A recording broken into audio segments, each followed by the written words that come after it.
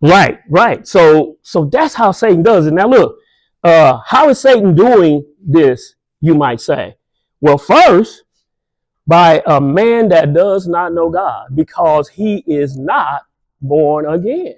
He is not born again. So listen, y'all, this is a battle between the world and between God, for real.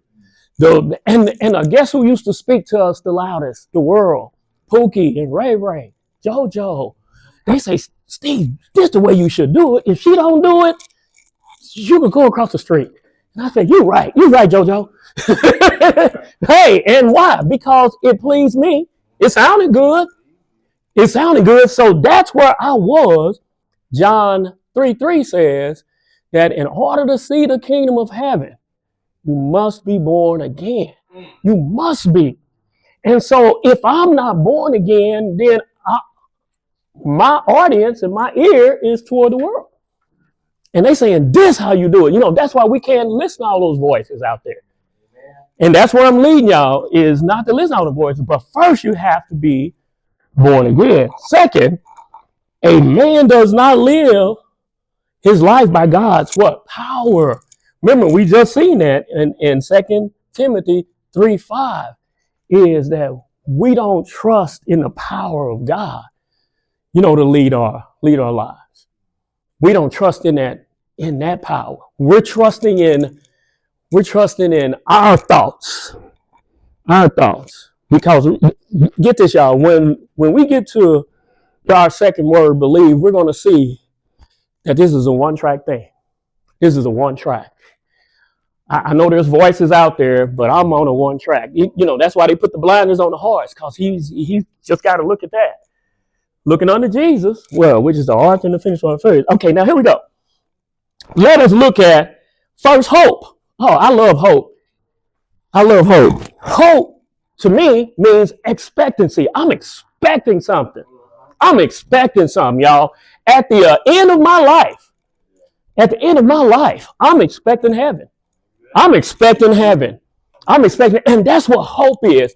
1 Timothy 1:1 says that, get this, it says, Jesus is our hope.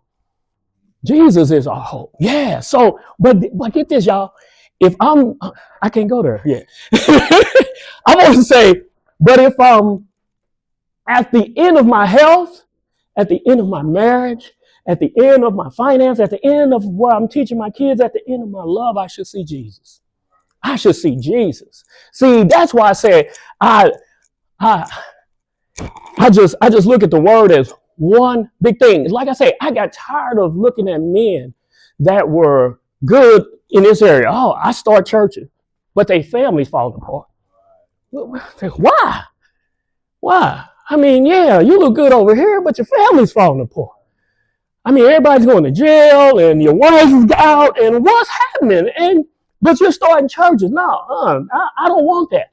I want my whole life to be affected. I want my whole life to be affected by this. And the only way is how we going to learn. Go ahead. Mm-hmm. Yes, go ahead. I love questions. Yes.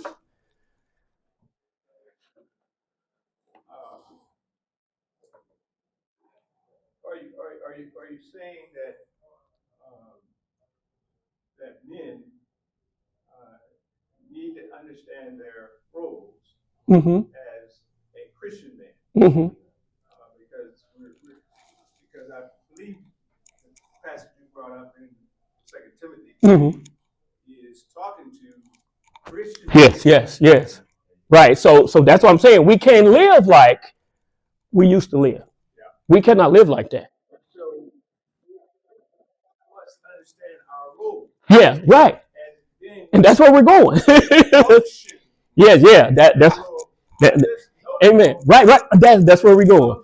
And that's where we're going. Yes, exactly.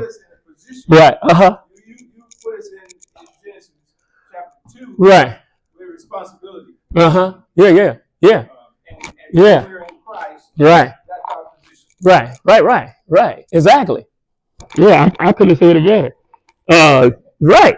So look, y'all. So hope, my hope is my expectancy. I'm not saying that I hope heaven is down there. I know it is. I'm just not there yet. And the best way I can explain it, when I was going to retire, I could see retirement way down there. And I'm 20 some years old then.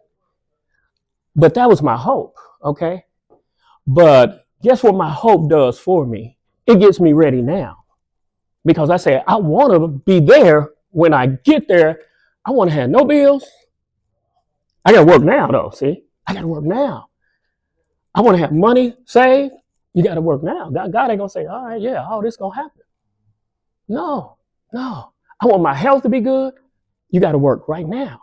But my hope was there. So when I get to my hope, I'm building something as I get to my hope. And when I get there, it should be there.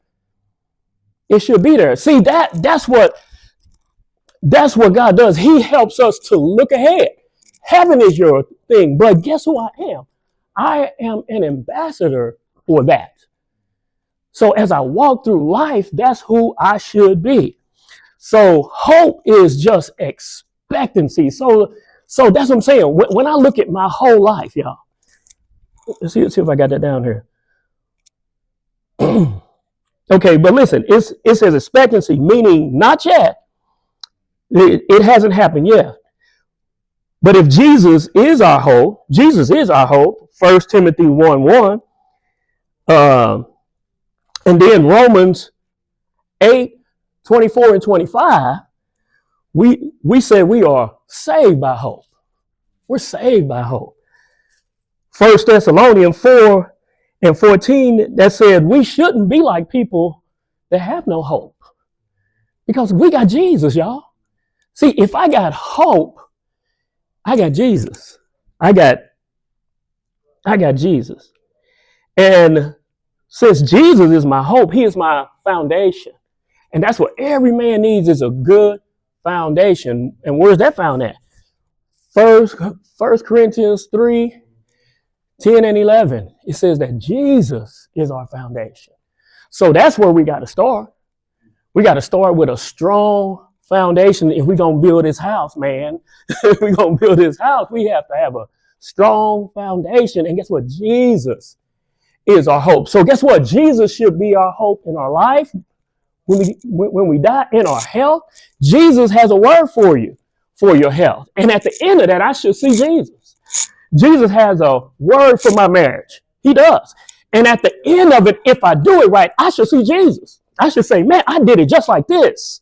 I did it just like this. At the end of my finance, I should see Jesus. I say, man, I was a giver. I was a saver. I was a this. I was a man. At the end, I did it the way Jesus say do it. At the end of me raising my kids, guess what, y'all? I should see Jesus, because, man, my kids are going to testify to what I taught them. And at the end of my love, y'all, love is, it said love don't suffer long. Love is patient. Love never gives up. Get this, y'all. And it said it never takes into an account a wrong done. Oh, I want to tell my wife sometimes, I think you're wrong, me, girl. I really want to say that. But that's what I'm saying.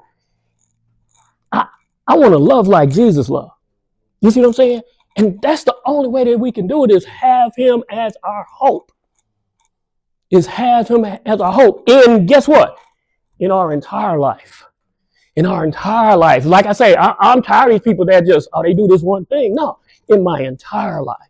Because that's why we're failing, because we get to the other parts of our life and we say, well, I don't need Jesus here. Yeah, you do. Yeah, you do. Yeah, you do. You need him in your finance. I do one thing, and the people that I've done this to, don't y'all look at me hard.